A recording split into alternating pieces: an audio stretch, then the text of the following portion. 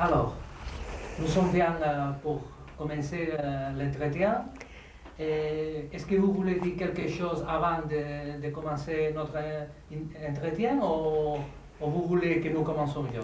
Non, je veux bien dire aux Catalans que je suis toujours extrêmement contente d'être soit directement, soit indirectement avec eux, et que malgré toutes les déceptions que j'ai pu avoir en ce qui concerne le paysage, je garde beaucoup de sympathie, d'estime et d'amitié pour les Catalans de la Costa Brava. Merci.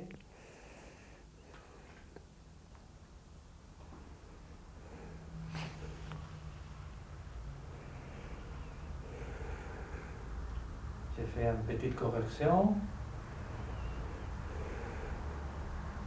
Parfait. Ok. Mais dites-moi, monsieur, je vais avoir toujours le truc en face de moi, votre caméra en face de moi. Vous ne pourrez pas la mettre ailleurs de temps en temps? Bien sûr, bien sûr. Enfin, on verra ça. Bien sûr. La première question. Et pourquoi vous avez choisi d'étudier géographie à l'université? Ah, à l'université? Ça, c'est une question qu'on ne m'a pas encore souvent posée. Je crois que c'est parce que je n'arrivais pas à choisir une filière qui ne me donne pas de regret d'en avoir abandonné une autre. Autrement dit, si je choisissais les mathématiques, j'étais assez douée en mathématiques, j'aurais regretté de ne pas faire des lettres. Si j'avais choisi les lettres, j'aurais regretté de ne pas faire des mathématiques. Et quand j'ai choisi entre les diverses filières possibles, il m'a semblé, et je ne me suis pas trompée d'ailleurs, que la géographie était peut-être le seul domaine dans lequel il fallait avoir à la fois des facilités. Excusez-moi, vous avez arrêté? Bien sûr. Bien sûr. J'ai eu peur. Il me donne si mon petit-fils est parti, c'est mon fils qui me donne si mon petit-fils. D'accord, oui, je veux bien. Nous répétons. Et pourquoi vous avez choisi d'étudier géographie à l'université et non la mathématique et d'autres choses que vous aimez? Parce qu'il m'a semblé que, précisément, la géographie demandait à la fois des qualités de rigueur et d'analyse qui relevaient d'un esprit plutôt mathématique, et en même temps, à cette époque-là, maintenant c'est plus pareil, mais à cette époque-là, c'est-à-dire dans les années 38-40,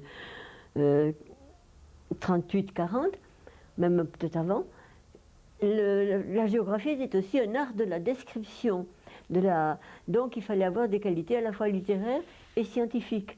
Et comme on pensait autour de moi que j'avais à la fois les deux types de qualités, je me suis dit que ce serait une bonne occasion de faire la synthèse de ce que je souhaitais. Et je ne l'ai jamais regretté. Ça a toujours été extrêmement agréable de faire de la géographie. En plus de ça, il y avait deux choses qui me plaisaient beaucoup.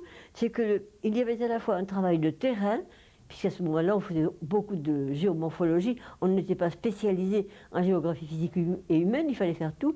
Donc, en géomorphologie, j'avais un travail de terrain. D'ailleurs, ma thèse secondaire est une thèse de géomorphologie. Et la thèse humaine, c'était à la fois du terrain, des contacts avec des gens, beaucoup de travail avec les entreprises, du travail d'archives aussi dans certains cas. Tout ça m'attirait beaucoup. Si j'avais fait l'histoire, par exemple, j'aurais privilégié le côté littéraire et archives. Ça ne m'aurait pas plu, il me fallait aussi le grand air. Je suis méditerranéenne, je ne suis pas parisienne. Alors les Méditerranéens aiment bien vivre dehors. Voilà, donc c'est pour ça que j'ai choisi la géographie.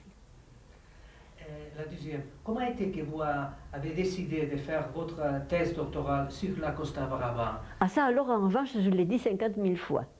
Mais enfin, je veux bien le redire, sur la Costa Brava parce que, je le répète, d'abord parce que je voulais faire une thèse sur le littoral. Le littoral me paraît être un lieu absolument privilégié pour un géographe, parce que c'est un lieu de contact avec toutes les potentialités du milieu terre et du milieu mer, donc d'une richesse inouïe pour le géographe. On a là deux ensembles, enfin deux milieux si vous voulez, pour parler simplement, deux milieux avec chacun des caractéristiques très fortes. Et c'est le jeu des influences successives ou parallèles de la Terre et de la mer dans l'organisation de l'espace et dans l'organisation de la vie qui me passionnait. Parce que vous avez vu dans votre Costa Brava, selon le moment, tantôt le facteur Terre devenait décisif, enfin prédominant, tantôt au contraire, c'était le facteur mer.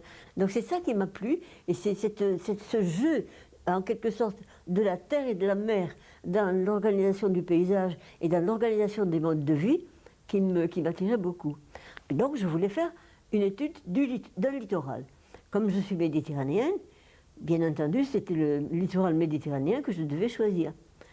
Bon, alors j'ai commencé pendant quelques années par travailler sur mon littoral à moi, c'est-à-dire le Languedoc. Puis j'ai eu des problèmes, enfin, des problèmes de rivalité entre patrons de thèse qui voulaient... Bon, alors j'ai abandonné. Un jour, M. Sor, qui était un très grand monsieur, un très grand géographe, m'a dit « Mais pourquoi n'iriez-vous pas sur la Costa Brava? Il n'y a rien encore de publié sur la Costa Brava.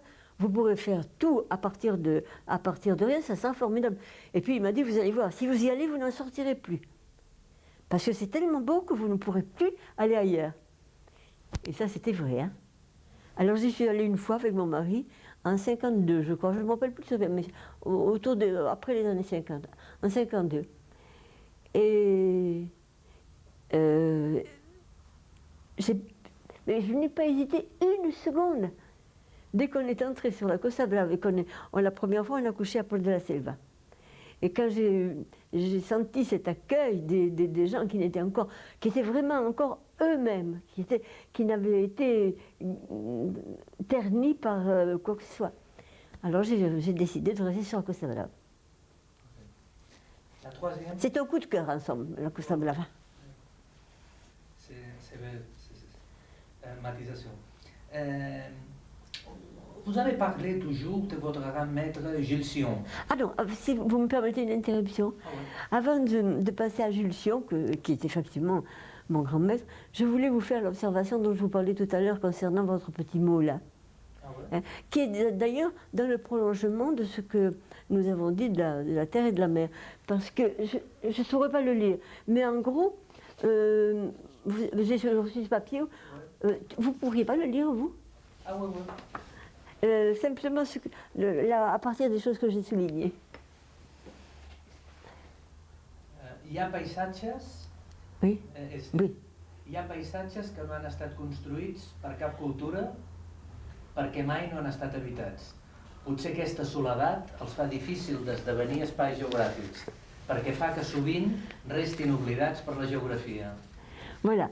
Alors c'est là-dessus que je voudrais faire une observation, parce que je comprends un peu ce que l'auteur de ce texte a voulu dire, mais je ne peux pas dire que je sois d'accord avec lui. Je ne pense pas qu'on puisse dire que je crois qu'il est à la fois trop pessimiste et trop restrictif, parce que tout espace, qu'il soit de terre ou de mer, est un espace géographique, il n'y a rien à faire. Alors, c'est vrai qu'il n'y a pas d'habitants.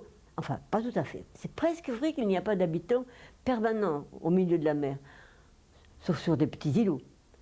Mais il y a une vie des hommes sur toutes les mers du monde, des plus petites aux plus grandes. Il y a des bateaux qui sillonnent toutes les mers, et le bateau devient pour ces hommes, qu'ils soient explorateurs, qu'ils soient marchands, qu'ils soient pêcheurs, enfin, pour tous ceux qui empruntent un bateau, ça devient à la fois un lieu de vie et un lieu de travail. Alors, pourquoi définir-t-on l'habitat sur la Terre, n'importe où, par du béton? Il n'y a pas de béton, il n'y a rien de construit. Et encore, je ferai une réserve. Mais il y a de la vie humaine sur toutes les mers. Les gens vont, viennent, il y a des flux. Et la géographie est une étude des flux. Ces flux sont organisés en réseaux. Ces réseaux, les géographes les étudient. Donc, toute cette géographie de la vie sur Vous voyez, j'ai employé le mot géographie. S'il y a une géographie de la vie sur la mer. Et pire que ça, il y a aussi des habitats permanents. Par exemple, sur une plateforme pétrolière, les gens vivent en permanence. C'est une structure fixe. C'est pas soumis au gré du flot qui va et qui vient. Et ça aussi, nous étudions toutes ces implantations comment ça s'appelle, de plateformes pétrolières. Il y a aussi des bateaux qui se s'ancrent au milieu de la mer pour faire des recherches dans le sous-sol marin ou dans la mer elle-même, dans sa vie, dans la vie de la mer, vie végétale, vie des poissons, vie de tous les êtres vivants qui sont dans la mer. Alors, vous me direz, ça c'est le fait des hydrologues, mais ce n'était pas exact. Les hydrologues ont leur domaine d'étude de la mer, et ils le font très bien. Tous ceux qui sont les biologues s'occupent de la vie dans la mer, mais nous, géographes, nous faisons la synthèse de ces approches, et puis surtout nous étudions ce qui se passe dans la mer, en dehors de la vie elle-même des poissons et de ce qu'il peut y avoir. Il y a des courants, ça revient aux hydrologues, l'étude des courants et tout ça. Mais par exemple, si on soupçonne de richesses minières au fond de l'eau, bon, ce sont les géologues qui vont intervenir pour dire il y a telle et telle richesse. Mais ce sont les géographes qui vont intervenir pour dire voilà comment le fond de la mer évolue, voilà comment on peut s'y installer, voilà comment on peut... Autrement dit, il y a une vie dans la mer et qui intéresse extrêmement le géographe qui n'a pas... Et puis maintenant, en plus, il y a l'accaparement de la mer par le tourisme. Tous les bateaux de croisière qui vont et viennent, ce sont des habitats flottants, mais des habitats qui peuvent durer 15 jours, un mois et même davantage. Et on vit là-dessus. Et on vit en fonction du milieu marin, du comportement du milieu marin, etc. Et maintenant même, le tourisme accapare l'eau. Avant c'était la plage, maintenant c'est l'eau. Dans la mesure où il y a des quantités de voiliers qui deviennent des résidences secondaires, ils s'installent là. Bon, vous me direz, c'est le port, c'est pas la pleine mer. Mais c'est quand même la mer.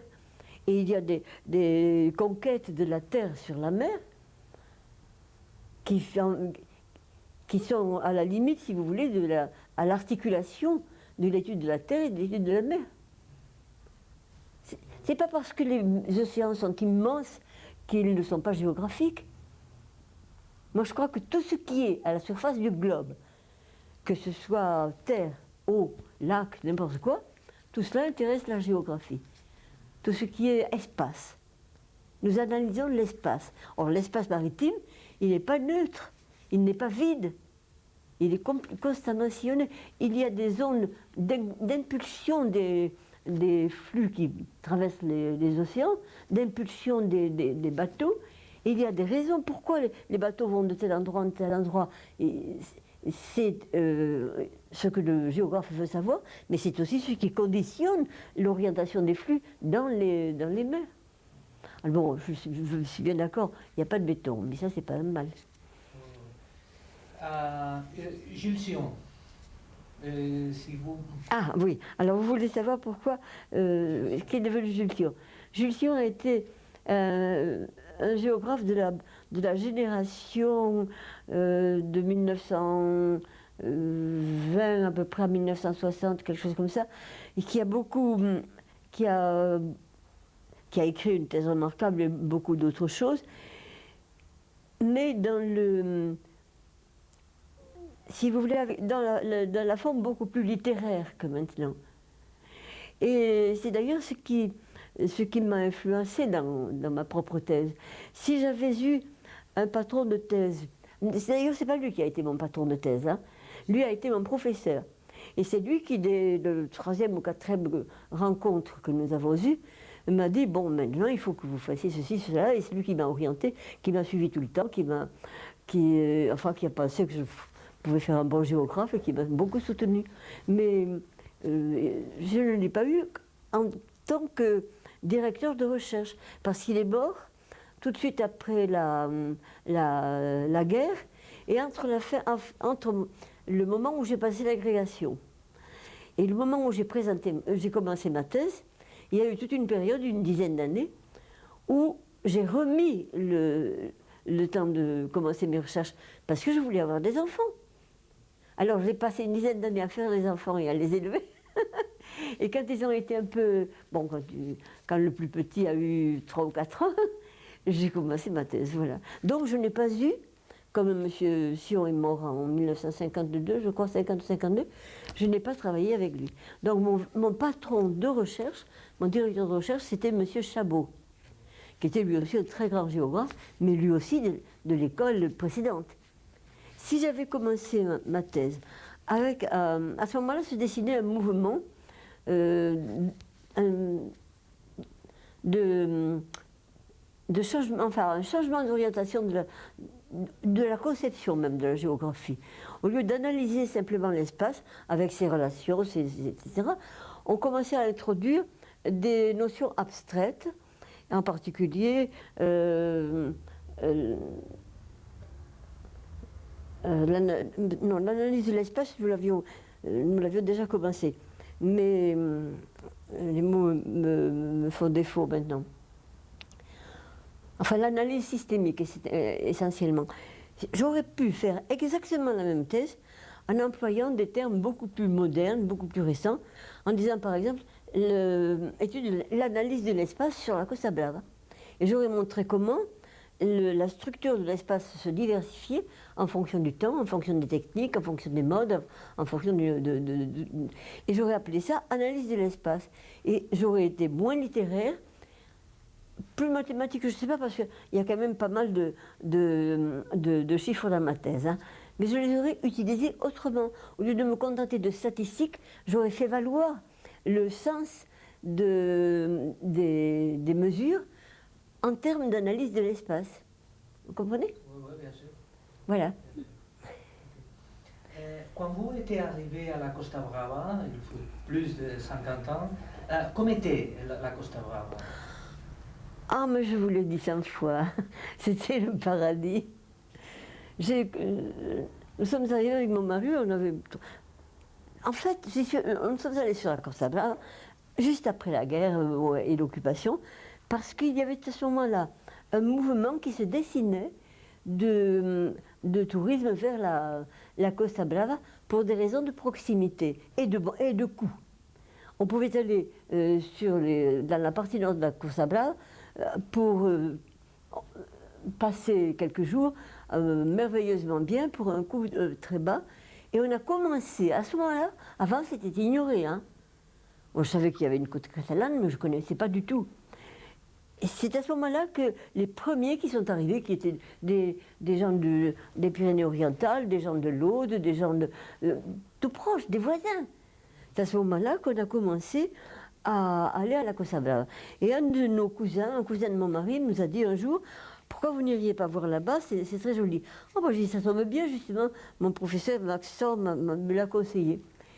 Alors on est allé avec mon mari, et il n'y avait presque rien. On est descendu par de la Selva. On a logé dans une maison, je ne sais pas s'il y avait des hôtels, mais je ne crois pas. On est allé dans une maison particulière.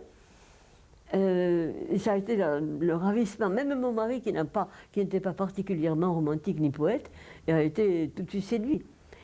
Et puis, c'était la gentillesse des gens. Quand on est arrivé, ils ont donné ce qu'ils avaient de meilleur. On a dîné dans la cuisine.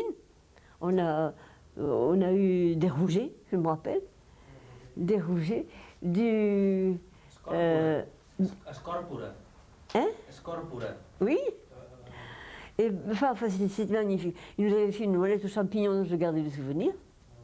Donc, c'était extrêmement sympathique. Je comprends bien que ça pouvait pas durer, bien sûr. Je ne souhaite pas que le Costa Brava retourne à cet état pré-touristique, en quelque sorte. Hein.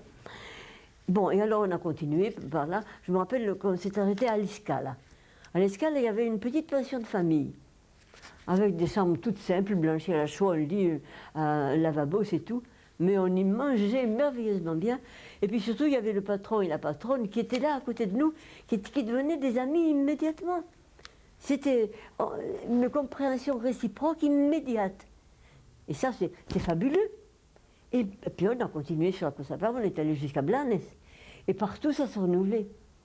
Peut-être moins à San Feliu et à Palamos, ou à Blanes, où il y avait déjà un climat urbain beaucoup plus prononcé. Mais même avec ce climat, avec cette connotation urbaine, c'était quand même extrêmement beau et agréable. Et puis le contact avec les gens était fascinant.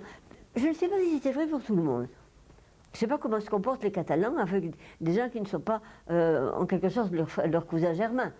Parce que moi, j'étais du Midi et je comprenais parfaitement leur comportement et je suppose qu'ils comprenaient le bien.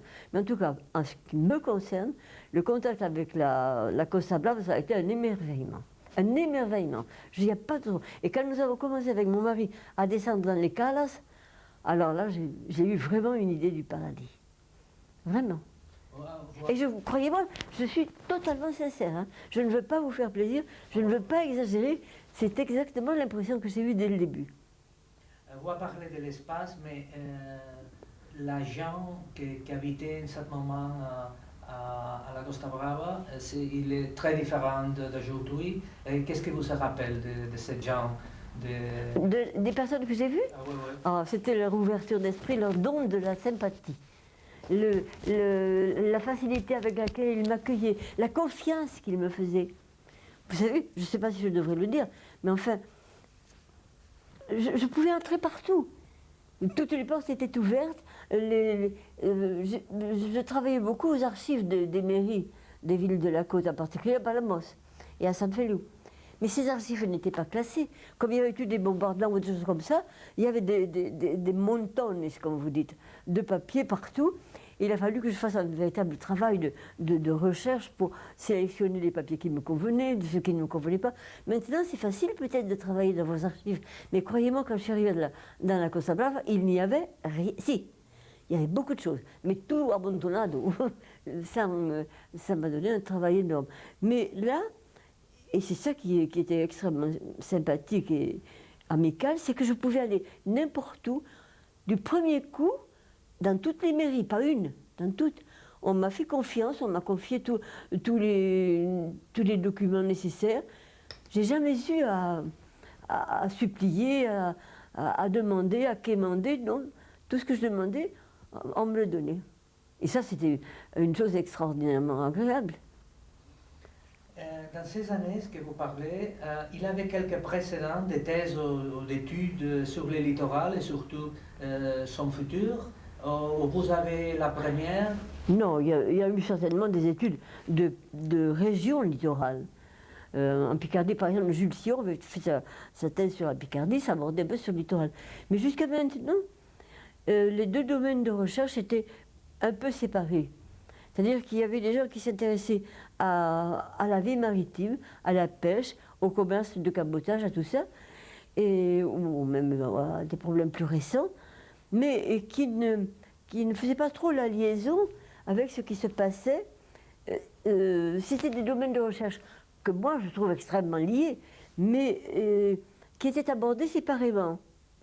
Si j'ai apporté quelque chose, je ne sais pas, peut-être, mais si j'ai apporté quelque chose, c'est cette étude parallèle de la mer et de la terre. Et c'est une idée sur laquelle je me suis penchée énormément. Jusqu'à maintenant, quel était le rôle de la mer? Vous savez, on disait à ce moment-là que les Méditerranéens étaient des terriens. On disait, ils ne s'occupent pas de la mer, ils ne vont pas sur la mer. Et ça m'avait frappé, je me disais, mais oui, c'est vrai, il y a une vie rurale qui est importante, mais ça ne veut pas dire qu'il n'y ait pas eu une importance de la mer dans l'organisation de la vie. Il y a toujours eu une interpénétration. C'est vrai qu'à certains moments, en particulier dans des périodes d'insécurité, les villes s'entouraient de murailles, même dans les campagnes, il y avait les torres, etc. on avait l'impression que les paysans, les gens de la terre, se réfugiaient, se mettaient à l'abri et qu'il n'y avait plus de contact avec, les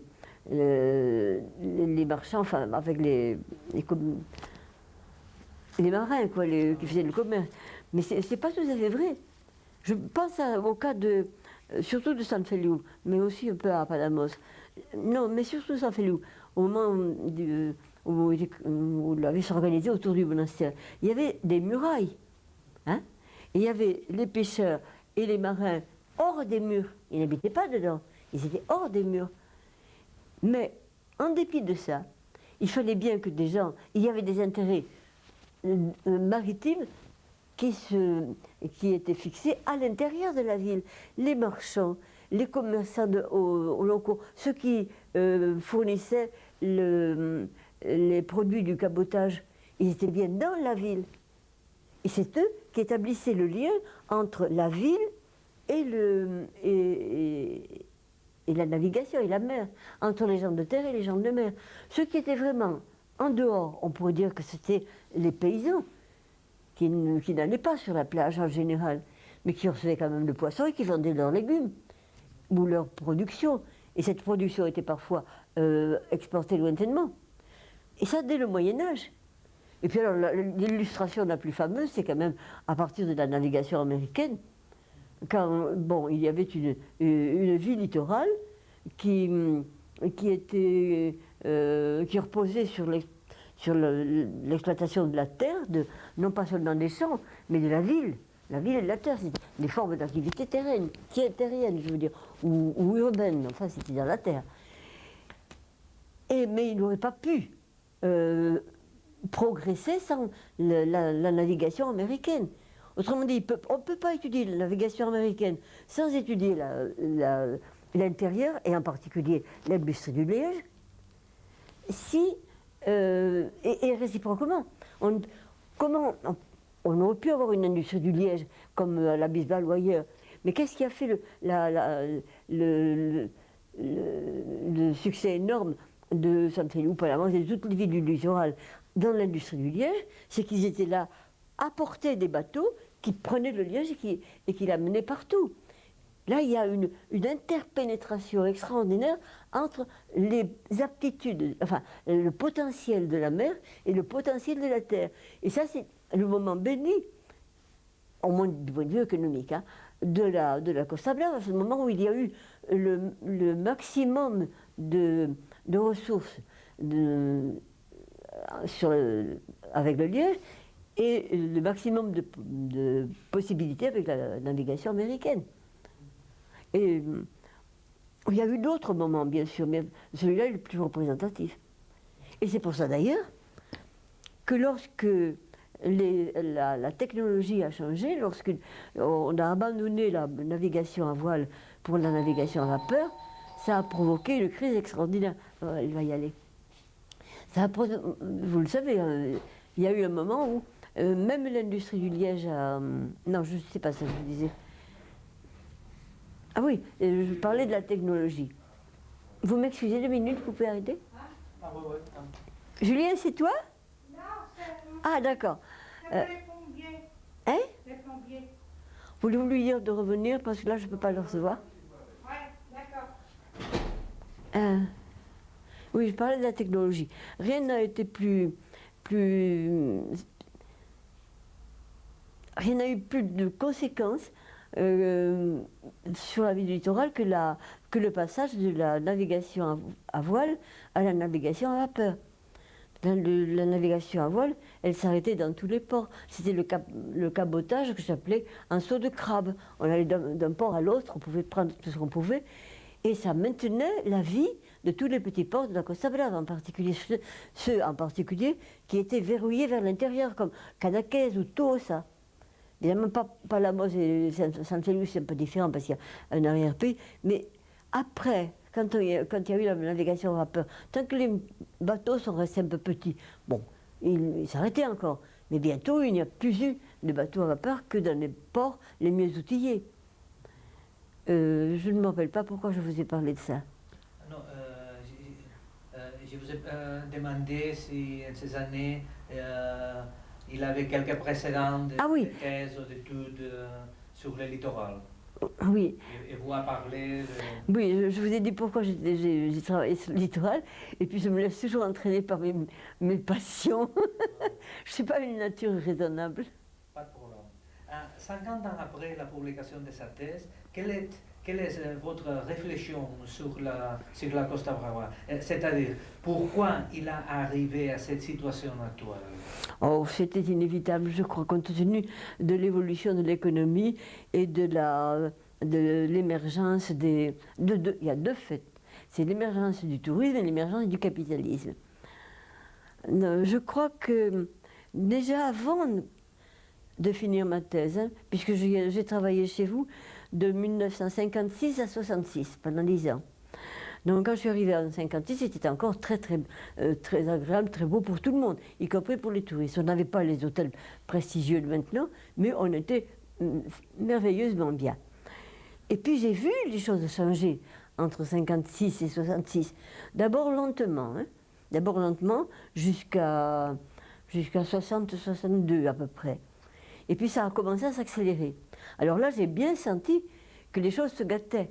Et je l'ai dit d'ailleurs dans ma thèse, j'ai poussé un peu le cri d'alarme, j'ai dit attention, ça risque de changer beaucoup. Et je crois même que enfin si ce n'est pas dans ma thèse, c'est ailleurs, j'ai rappelé une loi fondamentale de l'évolution économique en fonction de l'analyse des systèmes.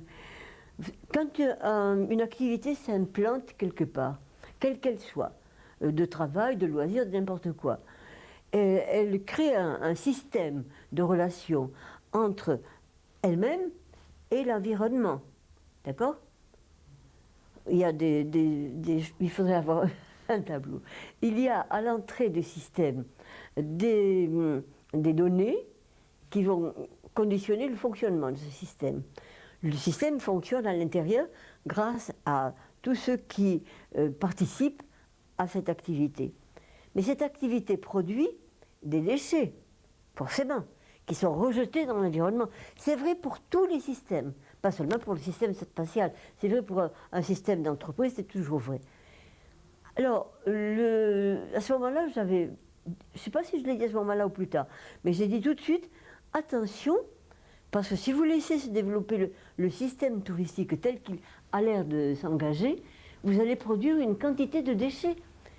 Automatiquement, il y a des échanges entre le système lui-même, c'est-à-dire l'activité, disons tout simplement, et l'environnement. Il y a toujours des échanges. Et en particulier, aucun système ne peut fonctionner sans produire des déchets. Donc le tourisme produit, et ce n'est pas le seul. Et ces déchets sont dans l'environnement. Alors je disais, faites attention parce que au début, plus on investit dans une entreprise, plus on a de résultats si l'entreprise tourne bien. Il y a donc une période formidable où tout se développe et où les capitaux arrivent en masse. Bon. Et la courbe serait celle-ci. Et puis il y a obligatoirement, dans tous les systèmes, il y a un palier qui intervient où le bénéfice est moins important et où surtout les déchets sont au contraire si importants qu'ils nuisent à la qualité du système. Alors, pour un même investissement au départ, on a une courbe de profit ascendante, puis toujours pour le même investissement, il y a un palier où... Et puis si on continue encore à investir, à construire du béton, ben on n'aura plus le même profit, ce sera un profit. C'est une loi économique qui est absolument générale. Et ça, bien entendu, beaucoup de personnes ne veulent pas en tenir compte. Même si elles les connaissaient, elles n'en tenaient pas compte. Qu'est-ce qui s'est produit? Il y a eu, le tourisme, les gens sont arrivés en masse, et deux, l'appât du gain, l'appât du profit. Je ne le conteste pas. Il est normal que les gens veuillent sortir d'une situation de crise et gagner de l'argent. Seulement, il ne faut pas aller trop loin. Il faut maintenir malgré tout, et c'est ce que vous faites au Baléares avec votre machin là, il faut maintenir une mesure, un équilibre. Si vous dépassez la mesure, vous détruisez l'essence même de votre activité. Vous avez maintenant beaucoup de touristes, c'est vrai.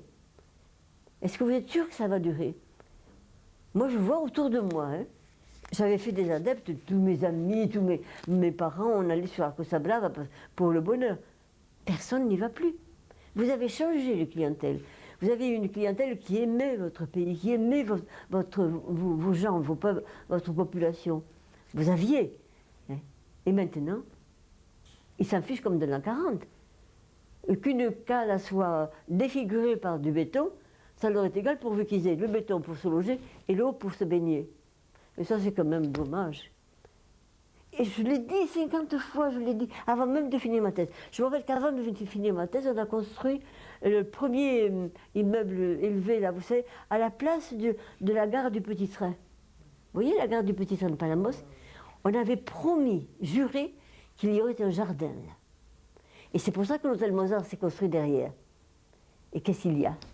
Les tours, je ne sais pas comment elles s'appellent maintenant, j'ai oublié le nom.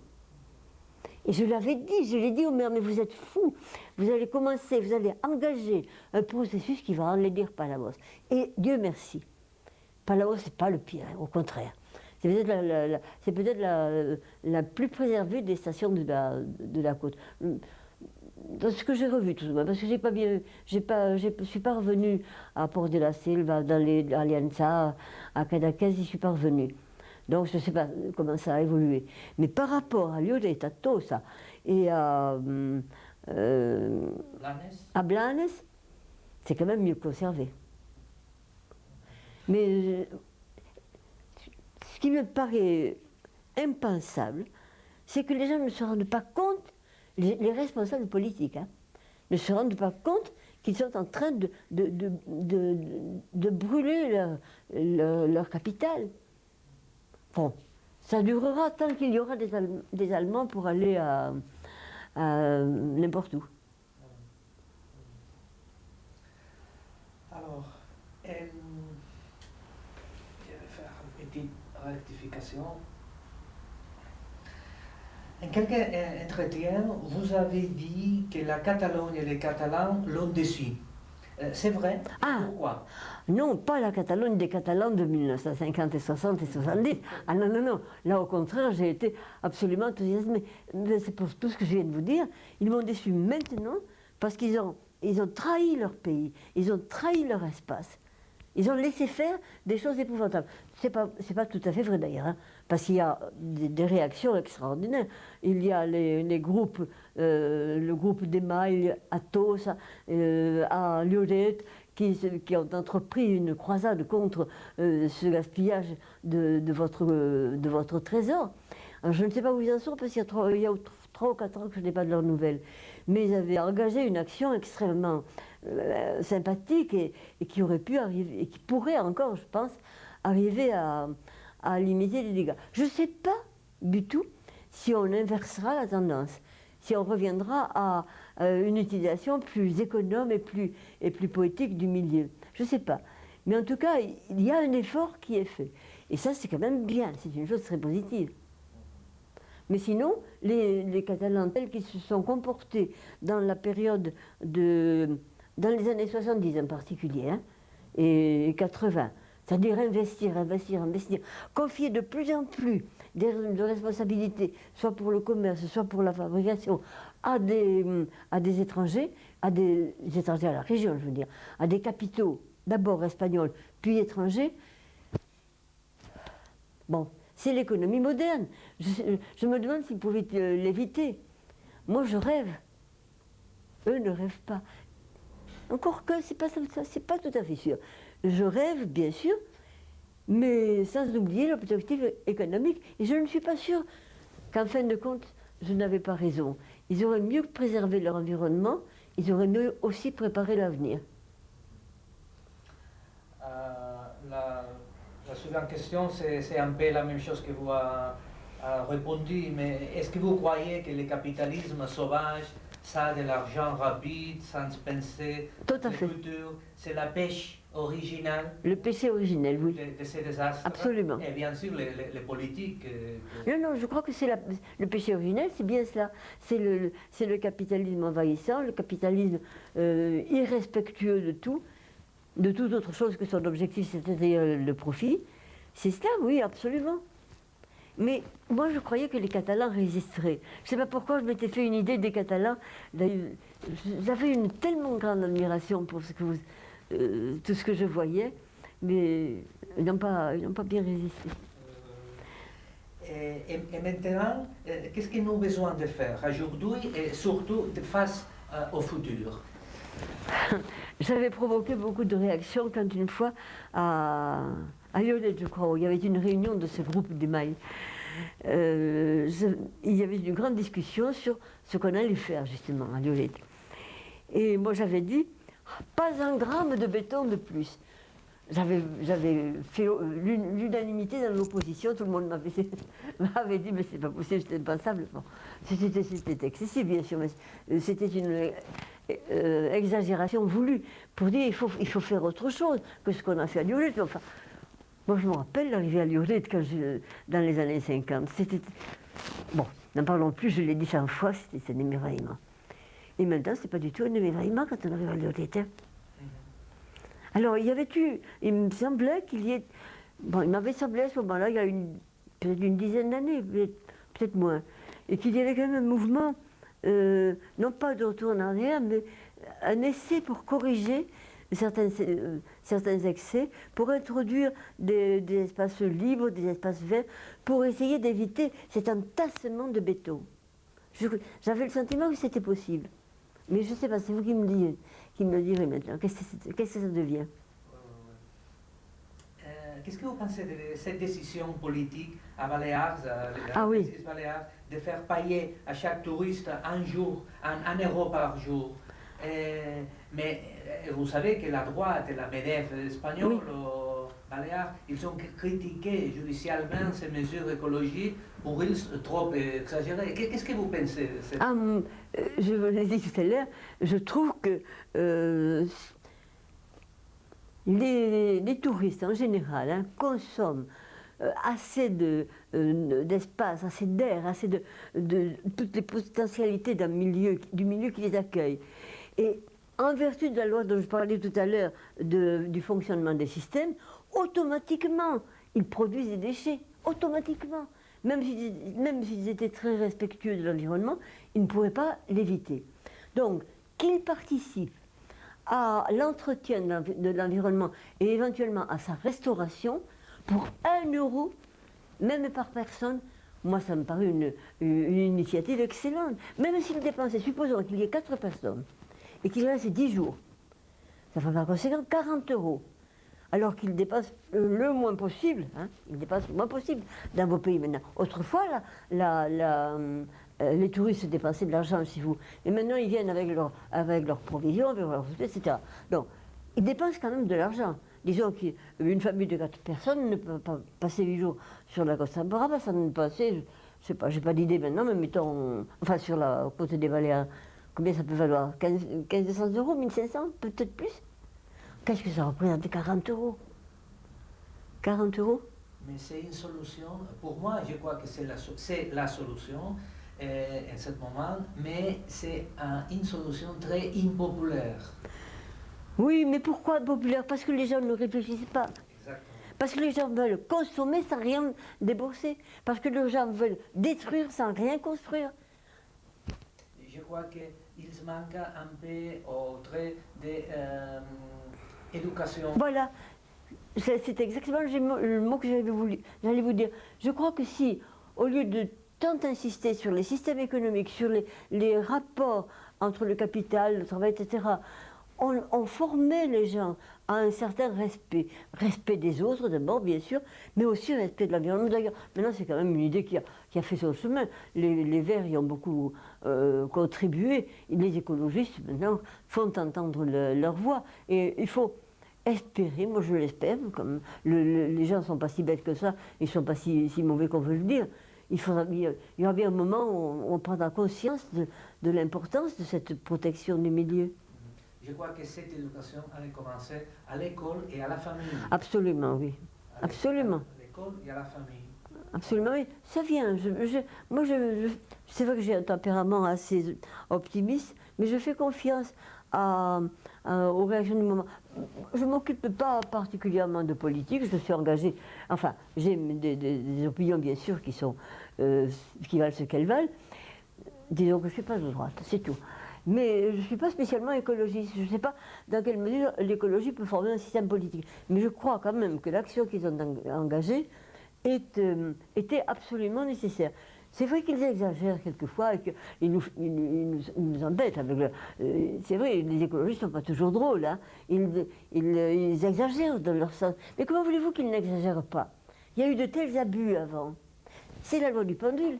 Vous avez un pendule, il est immobile, hein, comme ça. Bon, vous le tirez dans un sens. Bon, il tire tellement que vous le lâchez. Il retourne.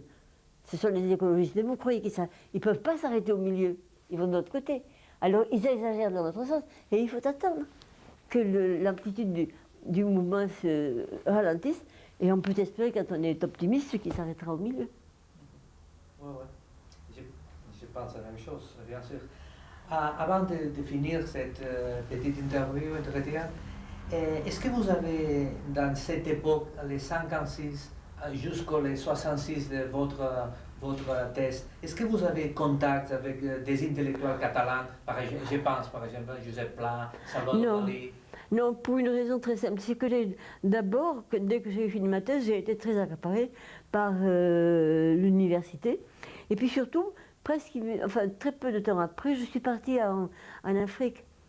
J'ai passé plusieurs années à Abidjan, où il y avait beaucoup de choses à faire pour organiser les troisième cycles et tout ça. Donc à l'université d'Abidjan, j'avoue que j'ai un peu oublié la Costa Brava. Et non, j'ai mal dit. J'ai pas du tout oublié la Costa Brava. Mais quand je suis revenue, c'est-à-dire dans les années 80-85, j'ai plus voulu retourner à la Costa Brava. Je n'y suis allée que pour participer aux réunions dont je vous ai parlé, ou à des congrès, ou à des choses comme ça. Mais pour passer un été, je n'y reviens plus. C'est pas bien. Je trouve que je me comporte très mal, parce que malgré tout, la Costa Brava m'a tellement donné. Les gens de la Costa Brava m'ont tellement donné, à la fois sur le plan intellectuel et pour mon contentement personnel, ils m'ont donné énormément de bonheur. Il y a peu de périodes de ma vie où j'ai été aussi heureuse que quand je travaillais sur la Costa Brava.